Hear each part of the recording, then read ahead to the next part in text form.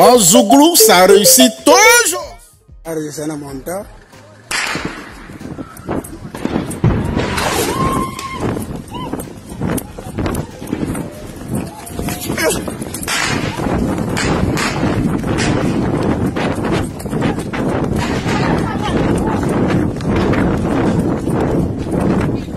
C'est bon.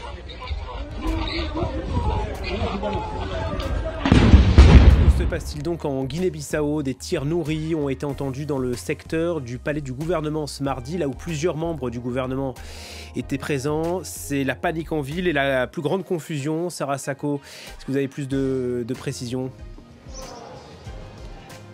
Ce que je peux vous dire et ce que confirment les témoins à qui j'ai pu parler à l'instant à Bissau, c'est que le calme est plus ou moins revenu à présent dans la capitale Bissau et que les abords de ce palais du gouvernement où ont lieu les tirs plus tôt dans l'après-midi sont complètement bouclés par des militaires que ces personnes m'ont décrit comme très nerveux.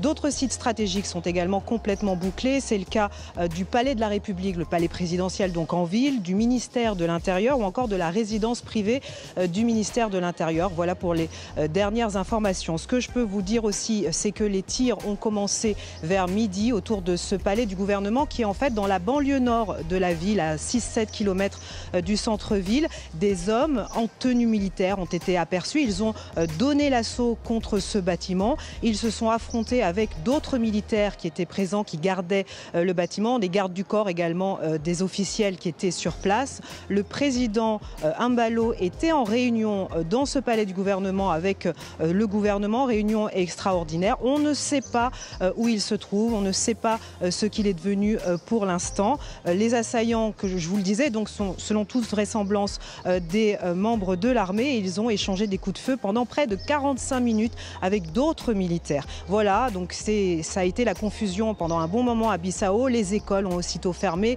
les boutiques, les gens sont rentrés se calfeutrer chez eux et je vous le disais, donc les abords de tous les sites stratégiques gardés par les militaires. Merci beaucoup pour ces premières informations. Sarah Sako, d'après le journaliste de RFI, Sébastien Lemaitre, le président, son Premier ministre, était bien présent dans le palais du gouvernement au moment des tirs. La réunion a été interrompue et puis Sarah le disait, les écoles sont fermées, des cordons ont été déployés autour des bâtiments officiels et puis d'après l'agence France Presse, de nombreux véhicules militaires chargés de soldats sillonnent actuellement les rues.